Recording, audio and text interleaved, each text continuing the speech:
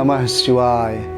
प्रिय मित्रों, मैं आचार्य आशीष पाठक एस्ट्रो एक्साइंस चैनल में आपका बहुत स्वागत करता हूं। मित्रों, सर्वप्रथम 2023 अगले साल के लिए आपको ढेर सारी शुभकामनाएं। आपका यह साल मंगलमय हो और इस साल में आप खूब तरक्की करें और आप खूब आगे बढ़ें। मित्रों, राशियों के क्रम में आज हमारी जो दूसरी राशि है वो वृषभ राशि है और वृषभ लग्न है। मित्रों, जो भी हमारे मित्र वृषभ लग्न या वृषभ राशि के हैं, दोनों लोग हमारा वीडियो देख सकते हैं और 2023 के बारे में आप अच्छी प्लानिंग बना सकते हैं कि आप 2023 में 2023 में आप अपने कार्य को या करियर के पॉइंट ऑफ व्यू से, धन के पॉइंट ऑफ व्यू से, स्वास्थ्य के पॉइंट ऑफ व्यू से आप प्लानिंग कर सकते हैं और आप अपने जीवन को और आगे बढ़ा सकते हैं। मित्रों, जो ग्रहीय पोजीशन है, जो ग्रहों की जो पोजीशन है, जो प्लेनेट की पोजीशन है, उस हॉरोस्कोप में, इस हॉरोस्कोप में है मंगल आपका केंद्र में बैठा हुआ है, केतु आपका 6th हाउस में 6ठे भाव में बैठा हुआ है, सूर्य और बुध आपका जो है 8म भाव में बैठा हुआ है, 8th हाउस में बैठा हुआ है। शुक्र और शनि की बात करें तो ये जो है भाग्य भाव में बैठे हुए हैं। गुरु की बात करें तो गुरु आपका स्वगृही होके 11वें भाव में बैठा हुआ है, 11th हाउस में बैठा हुआ है। राहु आपके 12th हाउस 12वें भाव में बैठे हुए हैं, राहु और चंद्रमा। मंगल आपका केंद्र में बैठा हुआ है। मित्रों, यह ग्रह की पोजीशन है 1 जनवरी 2023 को। अब इसमें क्या होता है, चंद्रमा आपके पूरे साल जो है राशि परिवर्तन करते रहते हैं। सूर्य 1 महीने में भी अपने राशि परिवर्तन 32 दिन 29 दिन में अपना राशि परिवर्तन करते रहते हैं। शुक्र भी अपना राशि परिवर्तन करते रहते हैं। गुरु शनि और राहु ये स्टेबल हैं। स्टेबल का मतलब गुरु जो है वो 13 महीने तक जो है एक राशि में रहते हैं। शनि एक राशि में 2.5 साल रहते हैं। राहु एक राशि में 1.5 साल रहते हैं। तो मुख्य जो प्लेनेट हैं गुरु, शनि और राहु, इसी पे हम जो है वार्षिक भविष्यवाणी करते हैं। मित्रों, अगर हम जो साप्ताहिक भविष्यवाणी करते हैं वो चंद्रमा को आधार मानकर करते हैं। अगर हम मासिक भविष्यवाणियां करते हैं तो सूर्य को आधार मानकर करते हैं।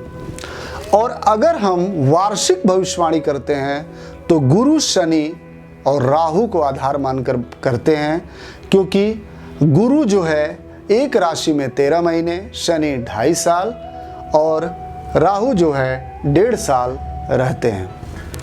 मित्रों, अगर हम वृषभ लग्न और वृषभ राशि की कुंडली की बात करें तो मैं पिछले वीडियो में भी बता चुका हूं आपको कि इसमें योग कारक ग्रह आपके शुक्र जो आपका लग्नेश होता है, जो 5म भाव का स्वामी आपका बुध होता है और 9वें भाव का स्वामी आपका शनि होता है। इसका मतलब क्या हुआ कि वृषभ लग्न या वृषभ राशि की कुंडली में आपका योग कारक जो ग्रह हुए वो शनि हुए, बुध हुए और आपके शनि हुए। अगर हम शुक्र की बात करें तो लग्नेश शुक्र आपका जो है भाग्य भाव में बैठा हुआ है। तो वृषभ लग्न वाले ये साल 2023 आपके भाग्य के पॉइंट ऑफ व्यू से बहुत अच्छा होने वाला है।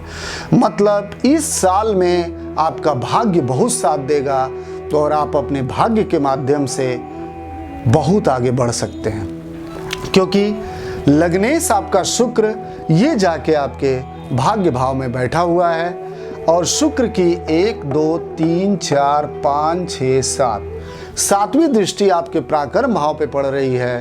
तो पराक्रम भाव पे पड़ने के कारण आपका भाग्य भी जागृत रहेगा और पराक्रम यात्राएं आपकी बढ़ेंगी, यात्राओं से लाभ होगा, कॉन्फिडेंस लेवल आपका बढ़ेगा, आपका पराक्रम बढ़ेगा। आप अपने दम पे आप सारी चीज़ें 2023 में आप सारे काम अपने अच्छी तरीके से आप कर सकते हैं, क्योंकि आपका कॉन्फिडेंस हाई रहेगा। और अगर मन के हारे हार है, मन के जीते जीत, अगर आपका कॉन्फिडेंस अगर अच्छा है, आपके अंदर विल पावर अच्छा है, तो आप बहुत अच्छा कर सकते हैं।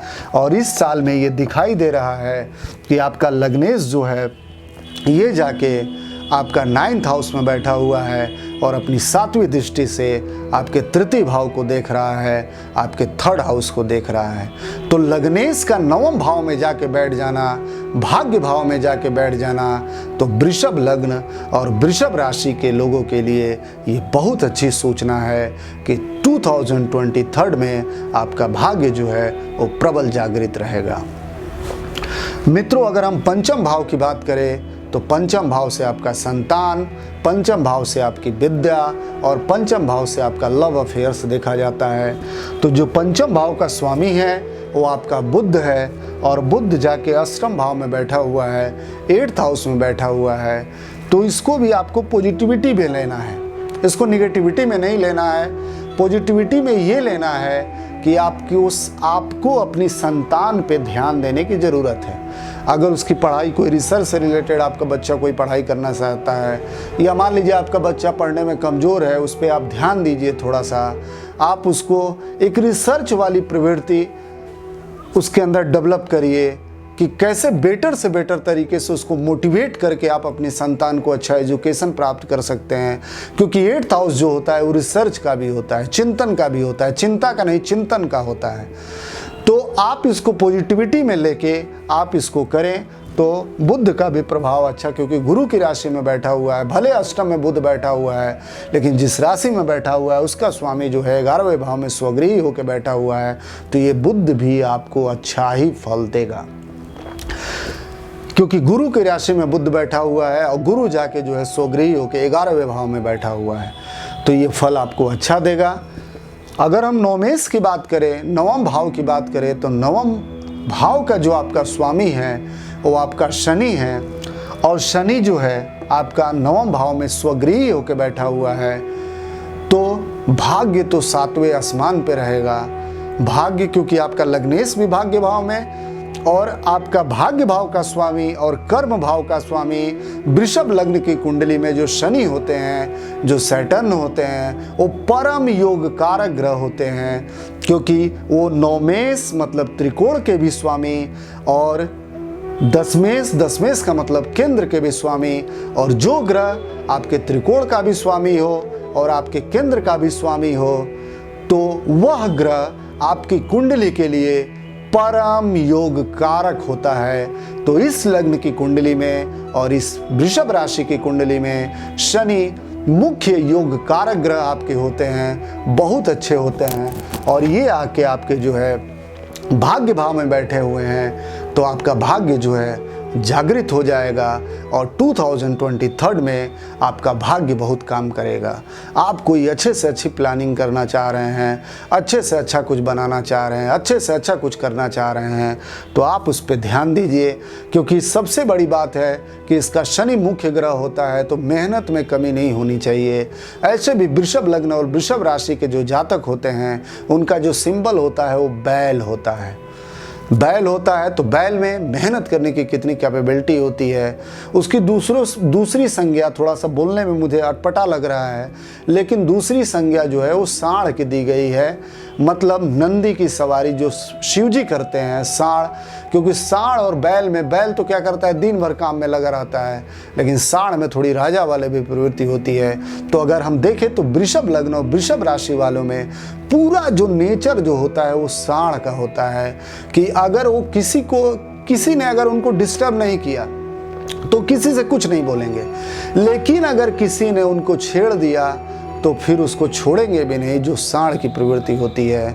तो मित्रों, मेहनत में कमी नहीं। मेरे समझाने का बस ये मतलब है कि आपके जो सिंबल जो वृषभ लग्न वृषभ राशि के होते हैं तो कितने मेहनती होते हैं सांड और बैल, तो आपको मेहनत में कमी नहीं करनी है, क्योंकि शनि आपके जो है शनि न्याय के प्लेनेट होते हैं, शनि मेहनत के प्लेनेट होते हैं। तो आप जितना 2023 में आप जितना मेहनत करेंगे और जितना अपने आप को जो है मेहनत में एकदम से घुसा देंगे, तो उतना आप जो है बहुत आगे बढ़ेंगे और आपका भाग्य और जागृत हो जाएगा। मित्रों, अगर हम इसमें योग कारक ग्रह की बात करें, अगर हम शनिदेव की बात करें, तो शनिदेव की जो तीसरी दृष्टि है 1, 2, 3 आपके आय भाव पे पड़ रही है। ऐसे शनि की दृष्टि कई विद्वानों का मानना है, कई विद्वानों का क्या मतलब ऐसा होता ही है मानना है कि शनि की दृष्टियाँ अमृतमयी नहीं होती हैं, शनि की दृष्टियाँ जो है विषमयी होती है, मतलब अच्छी नहीं मानी जाती है। लेकिन मेरा जो मानना है पर्टिकुलर, वृषभ लग्न की कुंडली में शनि योग कारक ग्रह होते हैं तो उनकी दृष्टियाँ भी इसमें खराब फल नहीं देती है, क्योंकि शनि देव इसमें योग कारक ग्रह होते हैं और मुख्य योग कारक ग्रह होते हैं, त्रिकोण और केंद्र दोनों के स्वामी होते हैं। तो शनिदेव जो है तीसरी दृष्टि से आय भाव को देख रहे हैं, तो आय भाव को देखने के कारण वहाँ गुरु स्वगृही बैठे हुए हैं, तो दोनों बैलेंस हो जाएगा, आपकी आय में वृद्धि होगी, आप कार्य क्षेत्र में वृद्धि होगी, आय में वृद्धि होगी। अगर हम 7वीं दृष्टि की बात करें शनिदेव की, 1, 2, 3, 4, 5, 6, 7 आपके धन भाव को देख रहे हैं, तो धन जो है बहुत अच्छी मात्रा में आएगा और धन आप जितना अच्छा परिश्रम करेंगे, धन से रिलेटेड कमी 2023 में आपकी नहीं होगी। अगर हम 10वीं दृष्टि की बात करें, 8वीं, 9वीं, 10वीं, तो 5th हाउस को देख रहे हैं, तो पंचम भाव आपके स्वास्थ्य, पंचम भाव आपके संतान का होता है, पंचम भाव आपके विद्या का होता है, पंचम भाव आपके लव अफेयर्स का होता है। तो संतान से रिलेटेड जो भी प्रॉब्लम्स या संतानों उत्पत्ति आप करना चाहते हैं, ये सब आ रही थी वृषभ वाले, तो ये आपका अच्छे से अच्छा ये पूरा हो जाएगा। संतानों उत्पत्ति आप कर सकते हैं, विद्या के क्षेत्र में आपका बालक बेटर से बेटर कर सकता है। आप बहुत दिनों से अगर किसी के रिलेशनशिप में हैं, उस रिलेशनशिप को और अच्छा बेटर करना चाहते हैं, लव अफेयर्स में है उसको और बेटर करना चाहते हैं, तो भी आपके लिए ये साल बहुत अच्छा रहेगा। अगर हम शुक्र की दृष्टि की बात करें तो मैंने स्टार्टिंग में ही बताया। बुध की भी अगर बात करें तो बुध यहाँ बैठा हुआ है 8th हाउस में, 1, 2, 3, 4, 5, 6, 7, ये भी धन भाव को देख रहा है, अपनी 7वीं दृष्टि से अपनी मिथुन राशि को देख रहा है। तो धन की पोजीशन 2023 में आपके लिए बहुत बेटर रहेगी। तो आप उसके लिए, क्योंकि कर्मा पे भी सारी चीज़ें डिपेंड करती हैं, तो कर्मा अपना जो है बेटर से बेटर, हर व्यक्ति अपने आप को बेटर तरीके से जानता है कि वो क्या कर सकता है। आप जिस कार्य क्षेत्र में हैं, आप जो भी करते हैं उसमें आप बेटर से बेटर तरीके से अपने कार्य को करिए, तो आपका भाग्य और धन के पॉइंट ऑफ व्यू से और मजबूती आ जाएगी 2023 में। मित्रों, अगर हम भाग्य की बात करें तो भाग्य भाव का स्वामी भाग्य में ही बैठा हुआ है, तो भाग्य आपका एकदम प्रज्वलित रहेगा। अगर हम करियर की बात करें तो दसम भाव का स्वामी भाग्य भाव में अपने स्वगृही होकर बैठा हुआ है, तो आपके करियर के पॉइंट ऑफ व्यू से भी ये साल एकदम 4 चांद लगा देगा। इस साल में आप बहुत तरक्की करेंगे, आप जो भी करते हैं उसमें बहुत आगे जाएंगे। अगर हम धन की बात करें तो आपका बुध 7वीं दृष्टि से आपके धन भाव को देख रहा है, तो आपके धन की भी पोजीशन बहुत अच्छी रहेगी। स्वास्थ्य की अगर बात करें तो 3rd, 4th और 5th तीनों हाउसेस से जो है तीसरा भाव, चौथा भाव, 5वां भाव से स्वास्थ्य देखा जाता है। तो अगर हम स्वास्थ्य की बात करें तो इसका स्वामी जो है बुध ये जाके अष्टम में बैठा हुआ है, तो थोड़ा बहुत स्वास्थ्य पे आपको ध्यान देना है।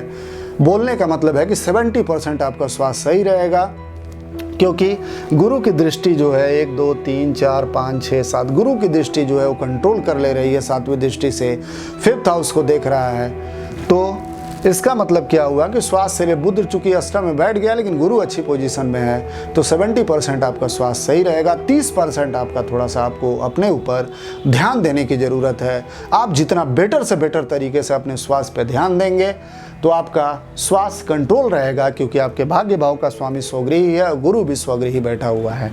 1, 2, 3, 4, 5 अगर हम गुरु की दृष्टि की बात करें बृहस्पति की, तो 5वीं दृष्टि जो है 1, 2, 3, 4, 5 5वीं दृष्टि आपके 3rd हाउस पे पड़ रही है। आपका पराक्रम एकदम 7वें आसमान पे रहेगा, हिम्मत 7वें आसमान पे रहेगी। और 6, सातवीं दृष्टि की बात करें तो पंचम भाव को देख रहे हैं, तो संतान, विद्या और अफेयर्स के लिए बहुत अच्छा साल रहेगा। 8, 9, 9वीं दृष्टि से आपके 7वें भाव को देख रहे हैं, तो आपका जो वैवाहिक जीवन कुछ दिनों से डिस्टर्ब चल रहा था, क्योंकि राहु और क्योंकि जो है मंगल की भी दृष्टि आपके जो है 7वें भाव पे पड़ रही थी और मंगल लग्न में ही बैठा हुआ है, तो कुछ दिनों से जो गर्मा गर्मी चल रही थी, कुछ दिनों से जो वैचारिक मतभेद चल रहे थे, गुरु 9वीं दृष्टि से उसको देख के इस साल में आपका बैलेंस कर देंगे, ख़त्म कर देंगे और आपका वैवाहिक जीवन भी बहुत अच्छा हो जाएगा। जिनका विवाह नहीं हो रहा था उनका 2023 में विवाह अवश्य होगा। मित्रों, शनिदेव जब 17 जनवरी 2023 को जब कुंभ राशि में चले जाएंगे तो और बेटर आपका दिन हो जाएगा। बोलने का बस मेरा ये मतलब है कि 2023 में गजब से गजब की आप प्लानिंग बनाइए और प्लान बना के अपने कार्य को करिए। देखिए 2023 आपके जीवन का सबसे गोल्डन समय होगा और 2023 में आप बहुत आगे जाएंगे। मित्रों, अंत में आप साल की शुरुआत कैसे करें? आप वाइट कलर या क्रीम कलर का कपड़ा पहने, क्योंकि आपके आराध्य देव भगवान शिव होते हैं। शिव की उस दिन उपासना मॉर्निंग में उठ के जरूर कर लें। दूध अगर हो सके तो शिवलिंग पे आप उस दिन जरूर चढ़ाएं। वाइट कलर का फूल शिवलिंग पे जरूर चढ़ाएं। शिव माता पार्वती की और सपरिवार उनकी उस दिन उपासना करें और वाइट कलर का चंदन अपने मस्तक पे लगाएं। आप देखिए 2023 आपके लिए जीवन का सबसे गोल्डन पीरियड साबित होगा और आप बहुत आगे बढ़ेंगे। इस प्रकार मैं अपने वीडियो को समाप्त करता हूं। मित्रों, अगर अब मेरी वीडियो आपको अच्छी लगती है तो आप इसे शेयर करें, सब्सक्राइब करें और अपना सहयोग मुझे देते रहें कि मैं इस वीडियो के माध्यम से आपके लिए और सेवा भाव दे सकूं और सेवा भाव से आपके लिए हमेशा तत्पर रहूं। ओम नमः शिवाय।